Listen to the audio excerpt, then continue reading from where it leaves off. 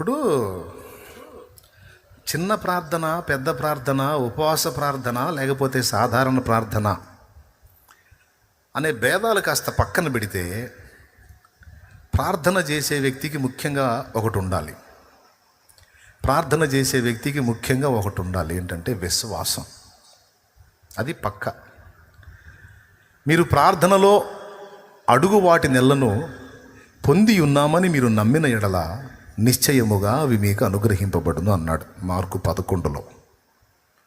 ఇది మీకు తెలుసు. ఎంత ప్రార్థన చేశాం, చాలా సుదీర్ఘ ప్రార్థన చేశామా, చాలా చిన్న ప్రార్థన చేశామా అనేది కాదు. ప్రార్థించే వ్యక్తి యొక్క హృదయంలో ఉన్న విశ్వాసమే కార్యసిద్ధి కలిగిస్తుంది. ఒకడు అనుకున్నాడు, నా మీద చేతులుంచి నా రోగం ఉన్న దగ్గర తడవి దైవజనుడు నాకు స్వస్థత ఇస్తాడు అనుకున్నాడు. కానీ ఆయన లోపల నుంచి బయటికి కూడా రాలా. పోయి యోర్దాన్లో 7 మార్లు మునిగి శుద్ధుడికి అవుతాడు పొమ్మని అన్నాడు. కడుపులో మండిపోయింది. వచ్చిన ఆయన పెద్ద ఆయన, అన్నిట్లో పెద్దే, సౌండే, అధికారంలో కూడా సౌండే. మంది మార్బలాన్ని వేసుకొని బంగారు దుస్తులను తీసుకొని వచ్చాడు. కానీ సేవకుడు లోపల నుంచి బయటికి కూడా రాలా. యోర్దాన్లో 7 సార్లు మునగమను, ఆ కుష్ఠ జబ్బు పోయింది పొమ్మను అన్నాడు. కడుపులో మండిపోయింది. తిప్పరారథం అన్నాడు. ఆవేశంగా వెళ్ళిపోతున్నాడు. ఎంత సేవకుడైతే మాత్రం ఎంత గర్వమా! నా అంతటి మనుషుడు వస్తే కనీసం లోపలికి పిలవకుండా సరే తీసేయి, బయట నిలబెట్టైనా కనీసం చేతులుంచి నన్ను స్వస్థపరచాల్సిందే.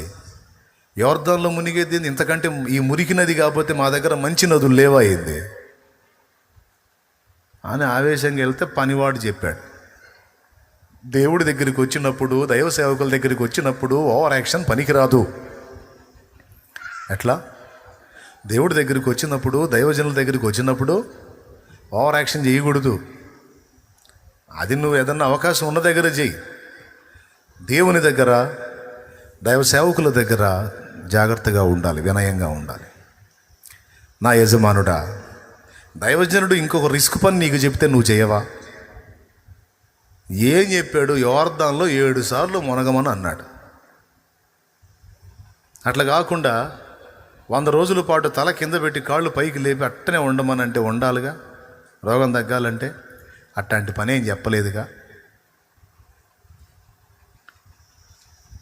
పెద్ద మొత్తంలో డబ్బన్న అడిగాడా? పైసా ఆశించలేదుగా. నువ్వు తెచ్చిన బంగారు కానీ, నువ్వు తెచ్చిన దుస్తుల బట్టలు కానీ ఏమీ ఆశించలేదుగా. అసలు నువ్వు ఎట్లాంటి పొజిషన్లో వచ్చావు ఏం పట్టించుకోలేదుగా. అర్థం కాలేదా? ఆయన కక్కుర్తి మాలోహం కాదని, ఆయన డబ్బు వెంట పరిగెత్తేవాడు కాదు, నిజంగా దైవజనుడు నీకు అర్థం కాలేదా? నువ్వు డబ్బు చూపిస్తే డబ్బుకు బెండయ్యే రకం కాదని తెలియలేదా? అధికారాలకు భయపడేవాడు కాదు, అతడు నిజముగా దైవజనుడని నీవు గ్రహించలేదా? దైవజనుడు చెప్పింది చేయాలా అన్నప్పుడు అంతేనంటావా? అంతేనయ్యా. ఈ మాటలు విన్న తర్వాత నయమాను అనేవాడికి విశ్వాసం కలిగింది. అరే తప్పు చేశాను, నిజమే కదా, తగ్గిద్ది కదా, ఎందుకు ఆవేశపడ్డాను అని అప్పుడు బాధపడి వెళ్ళి ఆ యోర్దానులో 7 మార్లు మునిగినప్పుడు 7వ మారు లేచినప్పుడు అతని దేహం మీద ఉన్న కుష్ఠం అంతా పోయి పసిపిల్లవాని దేహము వలె మారిందని రాజుల 2వ గ్రంథము 5లో మనకి వ్రాయబడి ఉంది. 5వ అధ్యాయంలో నయమాను స్టోరీ. ఇక్కడ అతనేమనుకున్నాడంటే పైన తడవి ప్రార్థన చేస్తాడు, జబ్బుగా ఉన్న స్థలమును ముట్టి ప్రార్థన చేస్తాడు అనుకున్నాడు. కానీ దేవుడు దైవజనుని ద్వారా ఇంకో పని చెప్పాడు, యోర్దాన్లో మునగమని. పనివాడు అతనికి చెప్పినప్పుడు అతనికి విశ్వాసం కలిగింది, వెళ్ళి మునిగాడు, జవాబు పొందాడు. ఒక ఆమె అనుకుంది, నేను యేసయ్యనేం ముట్టుకోవాల్సిన అవసరం లేదు, ఆయన వచ్చి నన్ను ఏం టచ్ చేయాల్సిన అవసరం లేదు, జస్ట్ ఆయన వస్త్రపు చెంగు మాత్రం ముడితే చాలు నాకు స్వస్థత వచ్చిద్దని విశ్వసించింది. యేసయ్య ముందుకు వచ్చి, అయ్యా అయ్యా 12 సంవత్సరాల నుంచి అల్లాడిపోతున్నాను అయ్యా అయ్యా ఒక్కసారి నన్ను తాకయ్యా అయ్యా అనలా. అందామని అనుకోను కూడా అనుకోలా. ఏం అవసరంలా. ఆయన వెళ్తుంటే ఎట్లనన్నా గ్యాప్ తీసుకొని జస్ట్ ఆయన వస్త్రపు చెంగు ముడితే చాలు నేను బాగుపడతాను అనుకుంది. ఆయన ఏమన్నా ప్రార్థన చేశాడు ఆమెకి? పెద్దగా చెప్పండి ప్లీజ్. పోనీ ఆమె ఏమన్నా ప్రార్థన చేసింది ఆయనకి? మరి ఏం చేసింది? ఇప్పుడు ప్రార్థన చేస్తే కదా స్వస్థత. ప్రార్థన చేస్తే కదా నువ్వు నా దగ్గరికి వచ్చావు, నేను ప్రార్థన చేయాలా, నువ్వు కూడా ప్రార్థన చేయాలా, అప్పుడు స్వస్థత మనకు తెలిసి. అక్కడ ఆమె ప్రార్థన చేసిందా? వదిలే. నయమాను ప్రార్థన చేశాడా? మరి ఎలా తగ్గింది? పోనీ లాజరు వాళ్ళ అక్కోళ్ళు ఏమన్నా ప్రార్థన చేశారా?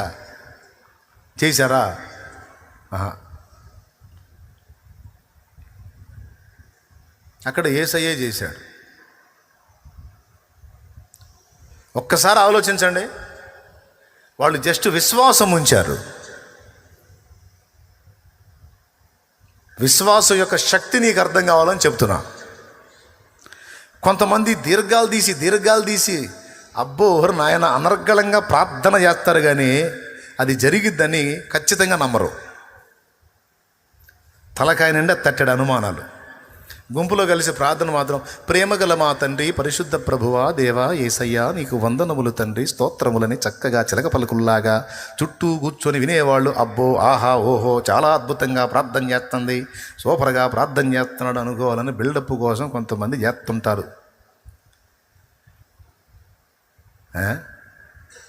విశ్వాసం ఉంచి చెయ్యి. ఎంత చిలక పలుకులైనా బలుగు, కానీ ఒట్టి చిలక పలుకులు పలికి విశ్వాసం లేకపోతే ఫాయిదా ఏముంది? ప్రయోజనం ఏముంది? ఏమంటావు? ఇక్కడ ప్రాముఖ్యమైనది ఏది? మరి దాన్ని ఎందుకు వదిలేశారు? మోకాళ్ళు వేస్తావు, మొర్ర పెడుతుంటావు, కానీ అనుమానంతో లెగుస్తావు. మోకాళ్ళు వేస్తావు, మొర్ర పెడుతుంటావు, జరిగిద్దంటావా అనుకుంటావు. ఎట్లా అట్లా? మోకాళ్ళు వేసి మొర్ర పెట్టేటప్పుడు విశ్వాసం ప్రాముఖ్యం కదా. అందుకే నేను ఇవన్నీ గమనించాను. విశ్వాసమే ప్రధాన పాత్ర పోషిస్తుంది సమాధానానికి. ఆమె ఏం లేదు, నేను జస్ట్ ఆయన వస్త్రపు చెంగు ముడితే చాలు అనుకుంది. అలాగునే 12 సంవత్సరాలు ఆమెకు కూడా క్యాన్సరే, బ్లీడింగ్ ప్రాబ్లం ఉంది ఆమెకి నిరంతరం. ఒక స్త్రీకి ఎంత శోధనో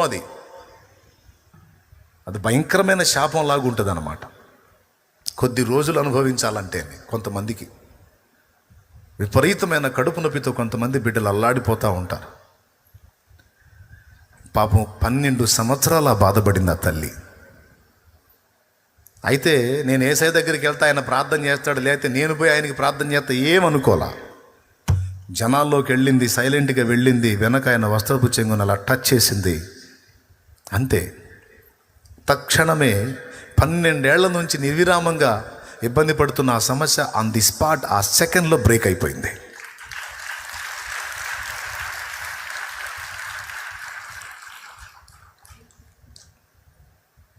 నాకు డౌటు, ఆయన ప్రార్థన చేయాలా, ఆమె ప్రార్థన చేయాలా, స్వస్థత ఎట్లా వచ్చింది?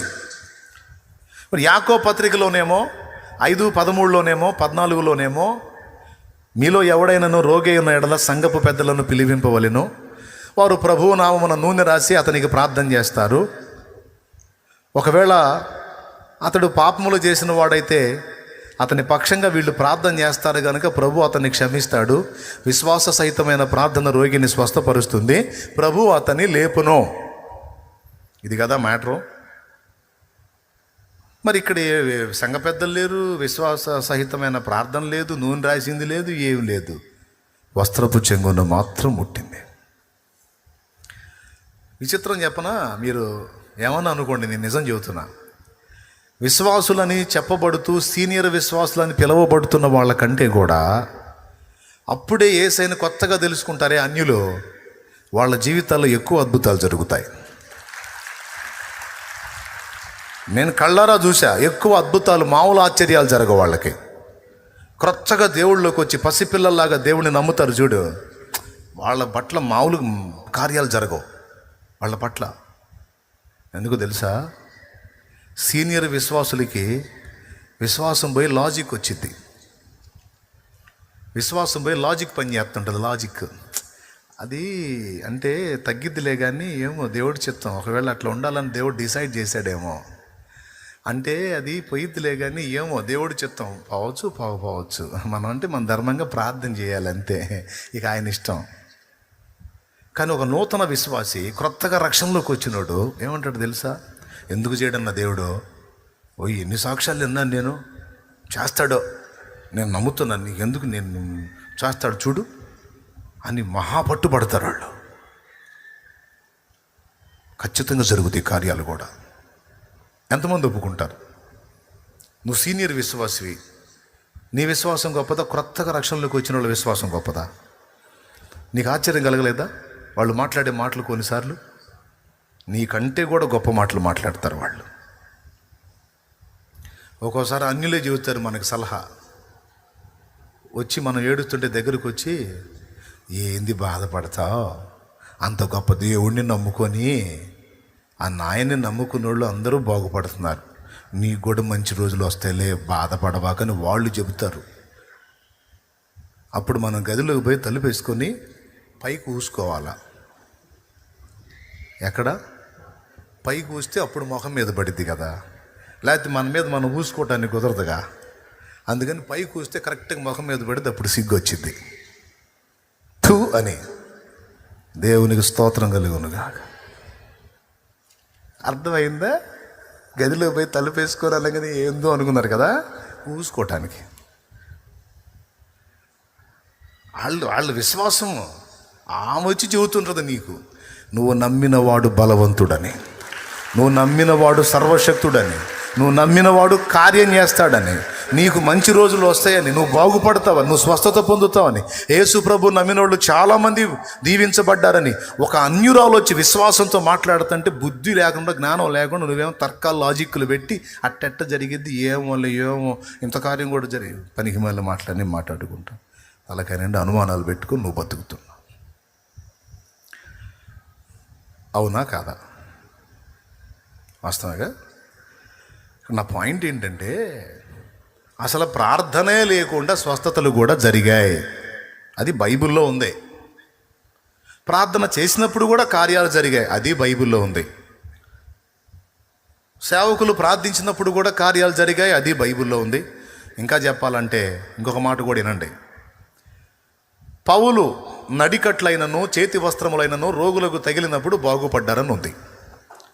అక్కడ కూడా ప్రార్థన జరగల. చూడు అపోస్తల కార్యం 19 చూడు. ఒకవేళ ఆ క్లాత్ తీసుకెళ్ళి రోగి మీద అయితే ఏమని ప్రార్థన చేస్తారు? పౌలు చేతి వస్త్రం తగ్గాలి, రోగం తగ్గాలి అంటారా? పౌలు నడికట్టు రోగం తగ్గాలి అంటారా? ఏమంటారు? పౌలు చేతి వస్త్రములైనా నడికట్లైనా తుంట్ల వస్త్రాలైనా రోగులకు తగిలినప్పుడు వారు స్వస్థత నొందారని ఉంది. టచ్ అయితే చాలు స్వస్థత వచ్చింది. చదువు 19 అపోస్తల కార్యం 19వ అధ్యాయము. దేవుడు పౌలు చేత విశేషమైన సూచక్రియలు జరిగించాడు. అతని శరీరమునకు తగిలిన చేతి గుడ్డలైనను నడికట్లైనను రోగుల యొద్దకు తెచ్చినప్పుడు, చూడండి ఏం చేశారో తెలుసా? విశ్వాసులు ఉంటారు కదా, చేతి గుడ్లు ఉంటాయి కదా, నడికట్లు ఉంటాయి కదా. పౌలు శరీరానికి టచ్ చేసేవాళ్ళు, పౌలు శరీరానికి తగిలేటట్టు విసిరేవాళ్ళు. ఆ వస్త్రం పౌలు శరీరాన్ని టచ్ చేసింది కదా, అది తీసుకెళ్ళి రోగి మీద వేసేవాళ్ళు. వాడికి స్వస్థత వచ్చేది. పౌలు దగ్గరికి వచ్చిన నడికట్లు ఉంటాయి కదా, ఆ నడికట్టు తీసుకొని పౌలు దూరంలో ఉన్నాడు అనుకో, ఆయనకు తగిలేటట్టు విసిరి ఆ నడికట్టు తీసుకెళ్ళి రోగి మీద వేస్తే వాడికి తగ్గేది. అతని శరీరమునకు తగిలిన చేతి గుడ్డలైనను నడికట్లైనను రోగుల యొద్దకు తెచ్చినప్పుడు రోగములు వారు విడిచెను, దయ్యములు కూడా వదిలిపోయాను. ఒక్కసారి ఆలోచించండి, ఇక్కడ ప్రార్థన జరిగిందని ఉందా? ప్రార్థన చేసిందని ఉందా? ఆ వస్త్రాలు తెచ్చి ప్రార్థన చేశారా? లేదు. సంఘ పెద్దలు నూనె రాసి ప్రార్థన చేశారని యాకోబు పత్రిక ఉంది. అపోస్తలులు నూనె రాసి అనేక రోగులను స్వస్థపరిచారని ఉంది. మీరు గుర్తిస్తే చాలా చోట్ల ప్రార్థన లేని ప్రదేశంలో సైతము విశ్వాసము పనిచేసినట్టు లేఖనం సాక్ష్యమిస్తుంది. నీ ప్రార్థన నిన్ను స్వస్థపరిచిందనలా, నీ విశ్వాసమే నిన్ను స్వస్థపరిచింది. సమాధానం గలదానివై పో అన్నాడు. ఇప్పుడు మీకేమర్థమైంది? అమ్మయ్య, అట్టయితే ప్రార్థన చేసే అవసరం లేదు కన్నయ్య అనేది అర్థమైందా? కొంచెం బరువు దిగినట్టుంది కదా గుండెల మీద నుంచి. అంటే విశ్వాసం ఉంచితే జాలిగా ప్రార్థన చేయాల్సిన అవసరం లేదన్నమాట అని కొంపదీసి ప్రార్థన కొట్టారు. దానికి కూడా ఒక కారణం ఉంది, చెబుతా. ప్రార్థన అవసరమే, అంతకంటే శ్రేష్టంగా విశ్వాసము మరి ముఖ్యంగా అవసరం అని చెప్తున్నాను నేను. కొన్నిసార్లు సుదీర్ఘమైన ప్రార్థన చేయటానికి టైం ఉండదు. విశ్వాసమే అక్కడ పనిచేసిద్ది. హిజ్కియా సుదీర్ఘ ప్రార్థన చేయలా. విశ్వసించిన వాడై 2 ముక్కలు అన్నాడు అంతే. యేసయ్య కూడా సుదీర్ఘ ప్రార్థన చేయలే. లాజర్ని, చచ్చిపోయిన లాజర్ని తిరిగి బతికించేటప్పుడు 2 ముక్కలు అన్నాడు అంతే. తండ్రి, నీవెల్లప్పుడూ నా మనవులు వినుచున్నందుకు నీకు కృతజ్ఞతాస్తుతులు చెల్లించుచున్నాను. నువ్వు ఎల్లప్పుడూ నా మనవులు వినుచున్నావు. అయితే నీవు నన్ను పంపితివని నా చుట్టూ ఉన్న వీరు తెలుసుకున్నట్లు ఇదిగో నీకు ప్రార్థన చేస్తున్నానని, లాజరు బయటకు రా అన్నాడు. సుదీర్ఘ ప్రార్థన చేయలే, చాలా చిన్న ప్రార్థన. కావాలంటే చూడు, యోహాను సువార్త 11వ అధ్యాయము 30వ వచనం నుంచి చదువు తల్లి. 41వ వచనం. సరే చదువు, ఆ ఒక్క వచనం చదువు. తండ్రి, నీవు నా మనవి వినినందుకు నీకు కృతజ్ఞతాస్తుతులు చెల్లించుచున్నాను. నీవు ఎల్లప్పుడూ నా మనవి వినుచున్నావని నేను ఎరుగుదును గాని, నీవు నన్ను పంపితివని చుట్టూ నిలుచియున్న ఈ జన సమూహము నమ్మునట్లు వారి నిమిత్తమై ఈ మాట చెప్పితిన నేను. అద్దుగో, వారి కోసం నీకు ఈ మాటలు చెప్తున్నా అని అంతే. బాయ్, అందరూ కలిసి స్తోత్రాలు చెప్పండి అని అందరూ, మీరు మొదలు పెట్టబోయారు, మీరు కాదు, యేసయ్య. అందరూ కలిసి స్తోత్రాలు చెప్పండి, స్తోత్రాలు చెప్పండి అని చెప్పించలా. రాయి తీయండి అన్నాడు అంతే. రాయి పక్కకు పెట్టారు. తండ్రి, నీవు నా మనవులు వినుచున్నావు, ఎల్లప్పుడూ వినుచున్నావు అని నేను ఎరుగుదును. నీవు నన్ను పంపిదివని నా చుట్టూ ఉన్న వీళ్ళు తెలుసుకోవాలి. అందుకు ఈ మాట చెప్తున్నా. అయిపోయింది. ఇదే ప్రార్థన. ఎంత ప్రార్థన? ఇంత ఎన్ని నిమిషాలు వచ్చింది? లాజరు బయటకు రా అంటే చచ్చిపోయినాడు అలాగ లేచి వచ్చాడు. అది అంటే ఇక్కడ ఏది పని చేస్తుంది పెద్దగా? అది సుదీర్ఘ ప్రార్థనలు చేసి విశ్వసించనిచో ఆ ప్రార్థనలన్నీ ఒట్టి మాటలుగా గాలికి పోతాయి తప్ప ప్రయోజనం శూన్యం.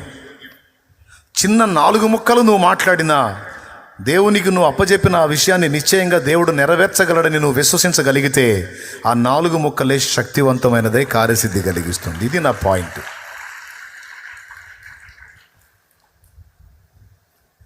అర్థమైందా? ఒక అంశాన్ని గురించి 4 ముక్కలు నువ్వు మాట్లాడితే ఆ 4 ముక్కలు విశ్వాసంతో కానీ నువ్వు పలకగలిగితే జవాబు వచ్చింది. విశ్వాసము లేనిది నువ్వు 400 ముక్కలు మాట్లాడినా ఒట్టిదే, ఒట్టి చిలక పలుకులే. చిలక పలుకులు అంటే ఏంటో తెలుసా? మనం ఏం మాట్లాడితే అది నేర్చుకుని అది మాట్లాడుతుంటుంది అంతే. ఒకసారి మాట్లాడితే 10 సార్లు మాట్లాడుతుంటుంది. హై మిట్టు బిట్టు హలో అంటే hello hello hello hello hello hello అంట. చిలక పలుకులు అంటే అయ్యి అన్నమాట, పదే పదే వల్లించటాలు. అవి వినేవాళ్ళకి బిల్డప్గా బాగుంటాయి, కానీ దేవునికి విశ్వాసంతో కూడిన మాటలు కావాలి. అది పాయింట్. ఇప్పుడు నువ్వు చదివించిన వచనం ఏంది, ఇప్పుడు మాకు నువ్వు చెప్తుంది ఏంది అన్న డౌట్ మీకు వచ్చింది. చెబుతా. మనకు కార్యసిద్ధి జరగటానికి కావలసినది మొదట విశ్వాసము. ఈ విశ్వాసము వినుట ద్వారా కలిగిద్ది. వినుట దేవుని గూర్చిన మాట, యేసును గూర్చిన మాట వలన కలిగిద్ది. కాబట్టి వారు బయలుదేరి వాక్యం అంతటా ప్రకటించుచూ వెళ్ళిరి. ప్రభు వారికి సహకారుడై ఉండి వెనువెంట జరుగుచూ వచ్చిన సూచక్రియల చేత వాక్యమును స్థిరపరచుచుండెను. షాలేము రాజు అన్న ధైర్యం ఏంటంటే, దేవుని బలమేంటో, దేవుని శక్తి ఏంటో, దేవుని జ్ఞానం ఏంటో, దేవుని ప్రేమ ఏంటో, దేవుని నడిపింపు ఏమిటో, దేవుని ప్రభావం ఏంటో బిడ్డలకి అవగాహన కల్పిస్తూ నేను ముందుకు సాగిపోతే, ఆ సంగతులన్నీ విన్న బిడ్డలు దేవుని శక్తి ఎడల విశ్వాసం ఉంచగలిగితే ఖచ్చితంగా కార్యాలు దేవుడు చేసుకుంటూ వస్తాడు.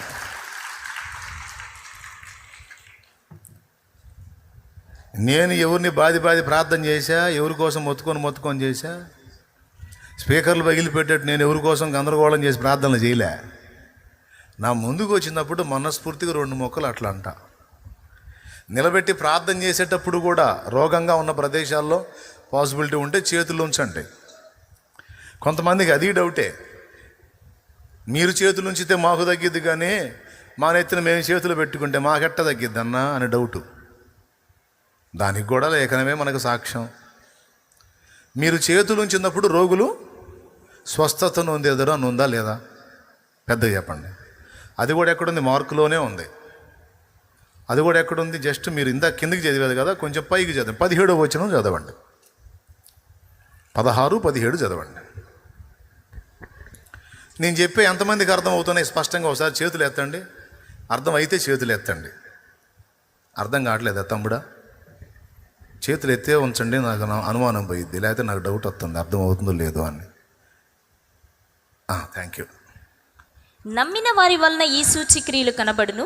ఏవనగా, నా నామమున దయ్యములను వెళ్ళగొట్టుదురు, క్రొత్త భాషలు మాట్లాడుదురు, పాములను ఎత్తి పట్టుకుందురు, మరణకరమైనదేది త్రాగినను అది వారికి హాని చేయదు, రోగుల మీద చేతులుంచినప్పుడు వారు స్వస్థత నొందుదురని వారితో చెప్పెను. ఎవరు చేతులుంచినప్పుడు చెప్పండి? ఎవరు చేతులుంచినప్పుడు? పాస్టర్లు చేతులుంచినప్పుడు అనుందా అక్కడ? బాయ్ చెప్పండి. షాలేము రాజు చేతులుంచినప్పుడు అనుందా? అక్కాయ్ చూడు ఏముంది అక్కాయ్? నమ్మినవారు. నమ్మినవారు అంటే ఎవరు అక్కాయ్? షాలేము రాజు ఒక్కడేనా? విశ్వాసం, దేవుని ఎడల విశ్వాసం ఉండి నమ్మి బాప్తీసం పొందిన వాళ్ళు చేతులు ఎత్తండి. నేను బాప్తీసం పొందా, నేను యేసయ్యను నమ్మా, ఆయన రక్తంలో కడగబడ్డా, నేను విశ్వాసిని, నేను ఆయన నమ్మిన వాడిని, నమ్మిన దానిని అంటే చేయొద్దు. నేను 2 చేతులు ఎత్తుతా. లైవ్లో జూమ్లో కనపడుతున్న వాళ్ళు కూడా మీరు చేతులు ఎత్తరేందాకాయ్? మీరు నమ్మట్లేదా దేవుణ్ణి? నమ్మితే చేయొచ్చాకాయ్? రైట్, అక్కాయలు కూడా ఎత్తారు, వందనాలు. ఇప్పుడు వినండి బాగా. అక్కాయ అంటే ఎటకారం చేస్తున్నాను అనుకున్నారు. నాకు 4 అక్కాయలు ఉన్నారు, నిజంగా అక్కాయే అనుకోండి. ఇప్పుడు అంటే కొన్ని నేను ధారాపాతంగా చెప్తే ఎక్కువ, అందుకని అప్పుడప్పుడు కొంచెం చమత్కరించి ముందుకెళ్తుంటాలే, ఫీల్ కావకండి. రోగుల మీద చేతులుంచినప్పుడు వారు స్వస్థత నొందెదరు అన్నాడు. ఎవరు చేతులుంచినప్పుడు స్వస్థత పొందుతారు? పాస్టర్లా? నమ్మినవారు అన్నాడు. ఈ నమ్మినవారు అన్న దగ్గర ఎవరు వస్తారు? సేవకుడు వస్తాడు, విశ్వాసం వస్తుంది, పరిచారకుడు వస్తాడు, పరిచారకురాలు వస్తుంది. టోటల్గా యేసుని ఎంతమంది విశ్వసించారో వారందరూ వస్తారు. వీరు చేతులుంచినప్పుడు రోగులకు స్వస్థత కలిగిద్దట. తమ్ముడు నువ్వు కూడా, చెల్లి నువ్వు కూడా, అమ్మా నువ్వు చేతులుంచినప్పుడు కూడా విశ్వాసంతో వాడికి స్వస్థత వచ్చింది. జబ్బు పోవున్నట్లు నువ్వు ప్రార్థన చేయగలిగితే పోయిద్ది స్వస్థత. చేతులుంచితే స్వస్థత. మళ్ళీ చేతులుంచి ప్రార్థన చేస్తే కూడా అలా చెయ్యి ఉంచు అన్నాడు అంతే. తండ్రి బిడ్డకి బలహీనత తగ్గును కాక చెయ్యి ఉంచు అంతే, వాడికి రోగం తగ్గిద్ది అన్నాడు. ప్రార్థన చేయమని ఉందా అక్కడ? చేతులుంచి మొత్తుకొని ఉందా?